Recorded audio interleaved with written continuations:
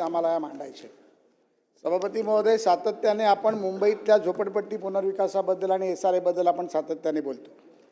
याबद्दल बोलत असताना SRA जे प्राधिकरण आहे, हे प्राधिकरण अतिशय उत्तम पद्धतीने काम करतं, त्यामध्ये काही शंका नाही। SRAचे CEO आहेत, ते अतिशय उत्तम पद्धतीत काम करतात, न्याय देतात। 13-2च्या केसेसच्या माध्यमातून जुन्या सगळ्या स्कीम्स ज्या रखडल्या होत्या त्या त्यांनी काढून घेतल्या। नवीन पद्धतीमध्ये पहिलं भाडं 2 वर्षाचं भरायचं, मगच स्कीम ती अप्रूव्ड होते। अनेक गोष्टी त्यांनी केल्या आणि अनेक गोष्टी प्रशंसनीय आपल्या सरकारच्या काळात त्या केल्या गेल्या। त्यामुळे मला वाटतं की 500हून अधिक झोपडपट्टी पुनर्विकासाचे प्रकल्प जे रखडले होते, जे काही दलालांनी अडकवून ठेवले होते, ते काढून घेण्याचं काम जर कोणी केलं असेल तर ते आपल्या राज्य सरकारने केलं। त्याच्यासाठी देवाभाऊंचं, तुमचं आणि माननीय शिंदे साहेबांचं मी मनापासून एक तर अभिनंदन करतो। SRAच्या CEOंचं आणि त्यांच्या टीमचं देखील प्रथमतः अभिनंदन करतो। सभापती महोदय, आपण झोपडपट्टी पुनर्विकासाचा प्रश्न आजचा नाही, 1995 साली झोपडपट्टी मुक्त मुंबई करावी म्हणून कैलासवासी शिवसेना प्रमुखांनी विडा उचलला आणि त्या माध्यमातून 40 लाख झोपडपट्टी धारकांना घरं देण्याचं त्यांनी स्वप्न मुंबईकरांना दाखवलं। त्या माध्यमातून झोपडपट्टी पुनर्विकासाची स्थापना झाली। एक नवीन प्राधिकरण देखील त्यासाठी केलं गेलं, अनेक प्रयत्न केले गेले। त्यावेळेला काही झोपडपट्टीच्या इमारती उभ्या देखील राहिल्या, परंतु आज जर आपण 95 सालापासून आतापर्यंत आलो तर आता 30 वर्ष गोष्टीला झाले। त्यावेळेचं जे बांधकाम होतं, त्यावेळेची जी निकृष्ट दर्जाची कदाचित बांधकाम झाले असतील, पुन्हा ह्या इमारती आता पडीक पद्धतीत आल्या आहेत। आम्ही सरकारला विनंती वेळोवेळी केली आणि दरेकर समितीच्या अहवालात देखील ती आम्ही विनंती केलेली आहे की ह्या इमारती आहेत त्या स्वयंपुनर्विकासासाठी त्या 30 वर्ष जुन्या झालेल्या इमारतींना आपण परवानगी दिली पाहिजे, जेणेकरून आज 225 फुटात राहणारा मराठी माणूस जो परळ, लालबाग, दादर, प्रभादेवी, भायखळा, काळा चौकी, डोंगरी या भागात राहतो आणि तो 225 फुटात राहतो, त्यात त्यांच्या इमारतीला पार्किंगची व्यवस्था नाही, मोटरसायकल पार्किंगची व्यवस्था नाही, 24 तास पाण्याची व्यवस्था नाही। अशा परिस्थितीमध्ये त्यांना स्वयंपुनर्विकासाची आपण परवानगी द्यावी, ही देखील मी मागणी आज सभागृहात आपल्या माध्यमातून करतोय। अतिशय महत्त्वाचा विषय म्हणजे सभापती महोदय, जसं म्हाडाच्या 33-7 मधल्या किंवा 33-5 मधल्या किंवा 33-9 मधल्या पुनर्विकास, स्वयंपुनर्विकास आणि क्लस्टर पुनर्विकासाच्या योजनेबद्दल आम्ही पुनर्विकासाच्या धोरणातून करण्यासाठीचा जो प्रयत्न केला आहे, तसाच प्रयत्न देखील झोपडपट्टी पुनर्विकासाला देखील आपण करायला पाहिजे। आणि त्यासाठी म्हाडाच्या माध्यमातून किंवा हाऊसिंग डिपार्टमेंटच्या माध्यमातून हे जे महामंडळ आम्ही निर्माण केलं आहे, याला देखील आर्थिक तरतुदीची सोय केली पाहिजे। जिल्हा बँक किंवा राज्य बँकेच्या माध्यमातून त्याला आम्हाला काही हे आहेत, त्याला बंधनं आहेत। आम्ही 1000 कोटी 1,500 कोटी रुपये देऊ शकतो जिल्हा बँकेच्या माध्यमातून, पण त्यापेक्षा जास्त पैसे देता येणार नाही।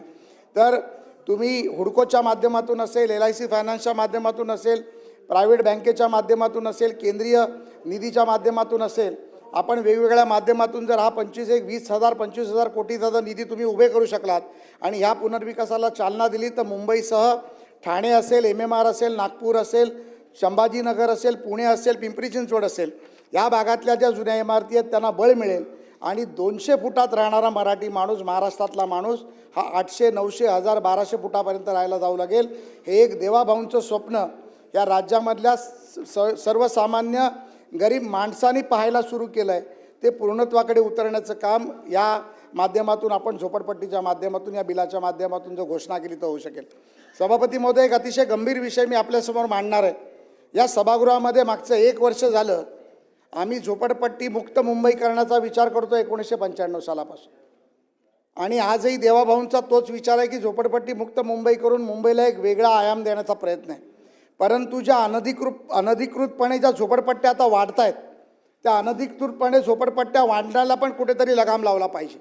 काल खालच्या सभागृहामध्ये आमचे सन्माननीय सदस्य मीर कोटेचानी काही अनधिकृत बांधकामांबद्दल आणि झोपडपट्ट्या ज्या वाढत आहेत, ज्या नेत्रम ॲपच्या माध्यमातून दिसत आहेत, जे नेत्रम ॲप SRAने डेव्हलप केलं आहे, त्याच्या माध्यमातून मागच्या 5 वर्षापूर्वी ज्या जमिनी हिरव्यागार दिसत होत्या, ज्या कांदळवनाच्या जमिनी होत्या, ज्या सरकारी जमिनी होत्या, मिठागराच्या जमिनी होत्या, त्याच्यावरती लँड माफियाच्या माध्यमातून महापालिकेचे, कलेक्टरचे अधिकारी संगनमत करून 10 लाख, 12 लाख, 15 लाख रुपयाला झोपड्या विकतायत आणि तिथे राहायला कोण येत आहे तर तिथे राहायला बांगलादेशी माणूस येतोय। आत्तापर्यंत मुंबई पोलिसांनी आणि SRAनी केलेल्या ड्राईव्हमुळे आणि नेत्रमच्या ॲपमुळे आत्तापर्यंत 15,000हून अधिक लोकांना मुंबई बाहेर बांगलादेशला पाठवण्याचं काम, कदाचित माझा आकडा कमी असेल, कदाचित तो आकडा अनिल परब साहेब बरोबर सांगू शकतील, परंतु अधिक लोकांना या मुंबई बाहेर काढण्याचं काम केलं गेलं. सभापती महोदय, मी या सभागृहामध्ये 3 वेळा हा विषय मांडला. आम्ही मुंबईचा ईस्टर्न फ्रीवेवरती बोलतो. मुंबई ईस्टर्न फ्रीवरती मी सभागृहात मांडल्यानंतर सन्माननीय महसूल मंत्री बावनकुळे साहेबांनी, सन्माननीय प्रभारी UD मंत्री उदय सामंत साहेबांनी, प्रभारी मंत्री शंभूराजे देसाई साहेबांनी मला 3 वेळा या सभागृहात आश्वासन दिलं की त्या झोपडपट्ट्या आम्ही तोडू. आणि या फ्रीवेवरती समोर आपण पाहाल तर नौसील आहे, RCF आहे, इंडियन ऑइल आहे, ONGC आहे आणि त्या ठिकाणी समोर खाडी सोडली तर त्या खाडीच्या पलीकडे आज जवळजवळ साहेब 100-150 एकरावरती अनधिकृत झोपडपट्टी जी उभी राहिली आहे, जी झोपडपट्टी बांगलादेशींच्या माध्यमातून उभी राहिली. मी तुम्हाला पटलावरती खाजगीमध्ये, आता मी इथे नावं घेत नाही, तुम्हाला नावं देतो की त्याच्यामध्ये कोण राजकीय लोक इन्वॉल्ड आहेत, कोण अंडरवर्ल्डची लोक इन्वॉल्ड आहेत. आणि मी स्वतः मुंबईच्या कलेक्टरांकडे स्वतः भेट घेतली, गोयल मॅडमकडे. त्यांना मी सगळे कागदपत्र दिले, त्यांना मी गुगल मॅपिंग दिली, त्यांना मी फोटोग्राफ दिले. माननीय महसूल मंत्र्यांची मी त्यांना आदेश सांगितले, महसूल मंत्र्यांनी त्यांना फोन केल्याला आठवण करून दिली. त्याच्यानंतर ते जो कागद आहे तो घोंगडं भिजत राहतं. ते म्हणतात ते काम आमचं नाही आहे, ते लँड रेव्हेन्यूचं काम आहे. लँड रेव्हेन्यू म्हणते ते केंद्राचं काम आहे, कारण ती कांदळवनाची आणि सॉल्ट प्लॅनची जमीन आहे. केंद्रीय अधिकारी म्हणतात की ते महापालिकेचं काम आहे. अशा पद्धतीमध्ये जर लँड माफियाशी संगनमत करून कलेक्टर, महापालिका आणि हे जर अधिकारी मुंबईमध्ये नवीन ज्या झोपड्या आम्ही मुक्त करायला निघालो आहे आणि इथे जर अशा पद्धतीत लँड माफी ग्रॅपिंग करून राजकीय वरद असताना जर या झोपड्या वाढवणार असतील, सभापती महोदय, माननीय मंत्री महोदयांना मला विनंती आहे की यामध्ये तुम्ही मकोकासारखा कायदा या लोकांना लावला पाहिजे. आमच्यासारखा एक सिन्सिअर आमदार याच्यासाठी फॉलोअप घेतो आहे आणि तरी देखील त्या झोपडपट्ट्या उठल्या जात नाही आहेत. आपण शिवडीपासून जर सुरू केलं तर चेंबूरपर्यंत या झोपड्या उभ्या गेलेल्या आहेत. मंदिराची स्थळं उभी केली गेलेली आहेत. आता मला कुठल्या समाजाचं नाव घ्यायचं नाही आहे. 10-10 हजार फुटाची प्रार्थना स्थळं उभी केली गेलेत. अचानक उभी कशी राहतात ती प्रार्थना स्थळं? मग तिकडनं काय होतं आहे? उद्या जर त्या प्रार्थना स्थळामधनं बॉम्ब हल्ला करायचा प्रयत्न केला तर RCF किंवा ONGCला उडवू शकतं, अशी गंभीर परिस्थिती तिथे आहे. रॉकेट लॉन्चरच्या माध्यमातून तिथे उडवता येईल अशी गंभीर परिस्थिती आहे. आणि मग अशा वेळेला जर कलेक्टर, अधिकारी जर ही बाब गंभीरपणे घेत नसतील तर माझं म्हणणं आहे त्यांच्यावर देखील कारवाई आपण केली गेली पाहिजे. हा गंभीर विषय आहे सभापती महोदय. आपण झोपडपट्टी पुनर्विकासाचं बिल आणताय, आपण झोपडपट्टी मुक्त मुंबई करण्याचा प्रयत्न करताय. झोपडपट्टी पुनर्विकास मुंबईसह ठाणे, MMR इतर शहरांमध्ये पण लावायचा प्रयत्न करताय. पण आम्ही मुक्त करत जाऊ आणि हे लँड माफिया जर वाढवणार असतील तर त्याच्यावरती कुठेतरी पायबंद घातला गेला पाहिजे सभापती महोदय. आणि ह्याचा घोषणा आज आपण या ठिकाणी आपल्या बिलाच्या अगोदर केली पाहिजे, ही माझी मागणी आहे. दुसरा एक महत्त्वाचा प्रश्न आहे जो मगाशी देखील मी SRAच्या लक्षवेधीवरती मांडला, परंतु त्याचं उत्तर सभापतींनी द्यायला दिलं नाही माननीय मंत्र्यांना. माननीय मंत्र्यांनी सांगितलं आम्ही पटलावर ठेवू. अहो पटलावर काय ठेवू? तुमचे मंत्री इथे उत्तर दिल्यानंतर अधिकारी काम करत नाही तर पटलावर ठेवलेलं ते पाकिटमध्ये जाईल आणि पाकिट कोणाला पोचेल हेही कळणार नाही. ही परिस्थिती आज मुंबईची आहे.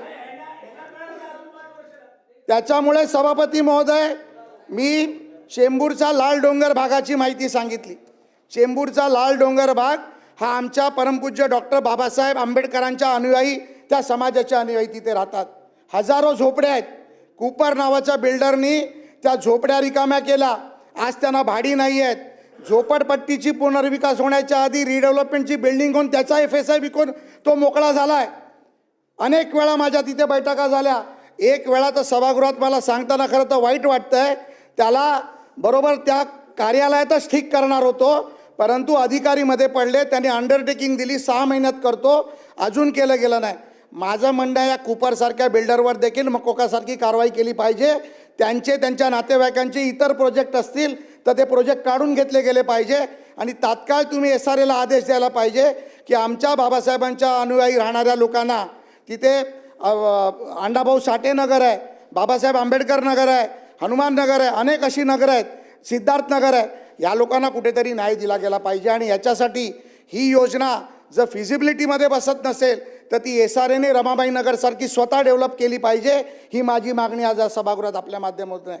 सभापती महोदय, मंत्री महोदयांना मी हीच विनंती करणार आहे की असं एक ही चेंबूरमधला लाल डोंगरबद्दल मी बोललो, पण अशा मुंबईमध्ये अनेक योजना आहेत ज्याच्यावरती एक मी प्रेझेंटेशन माननीय मुख्यमंत्री कार्यालयाला सभापती महोदय दिलं होतं, ज्या माध्यमातून मुंबईमध्ये अनेक झोपडपट्ट्या आहेत. या झोपडपट्ट्या उभ्या राहत असताना त्या सरकारकारी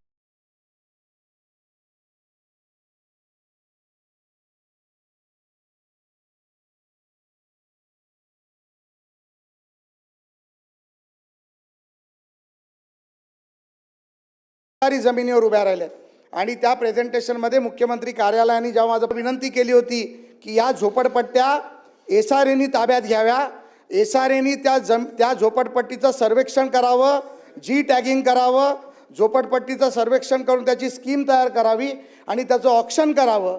आत्तापर्यंत सरकारला खर्च करायच्या योजना देणारे आमदार बघितले असतील, पण मी सभागृहामध्ये छातीवर हात ठेवून सांगतो 1,00,000 कोटीचा निधी या सरकारला या माध्यमातून ऑक्शनच्या माध्यमातून मिळू शकेल. आता महापालिकेने त्याची सुरुवात केली.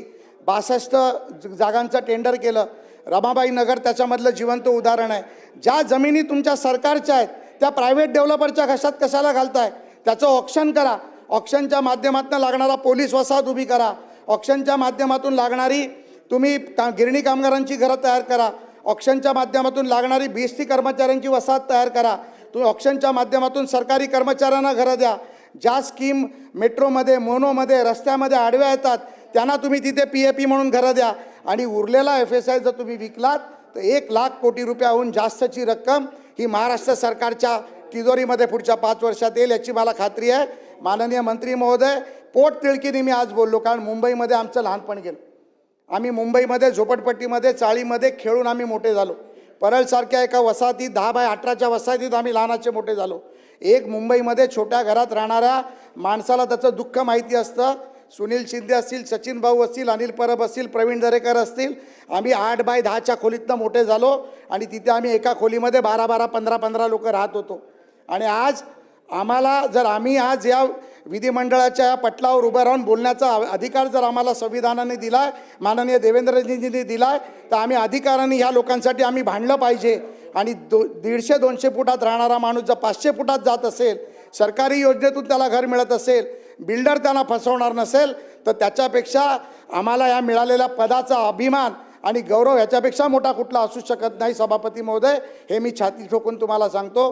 त्यामुळे माझी विनंती आहे, सभापती महोदय, मी बोलताना आता थोडा भावूक झालो, परंतु माझी विनंती भावनेच्या आहारी तुम्हाला मी सांगतोय की तुम्ही मान्य करावी आणि ह्या तुमच्या झोपडपट्टी सुधारणा निर्मूलन पुनर्विकास अधिनियमामध्ये ह्याची पूर्तता करावी. माझी विनंती आहे. धन्यवाद. जय हिंद, जय महाराष्ट्र. अभिजित वंजर. सभापती महोदय, महाराष्ट्र झोपडपट्टी सुधारणा निर्मूलन या अधिनियमामध्ये आणखीन सुधारणा करण्यासाठी अशा पद्धतीचं विधेयक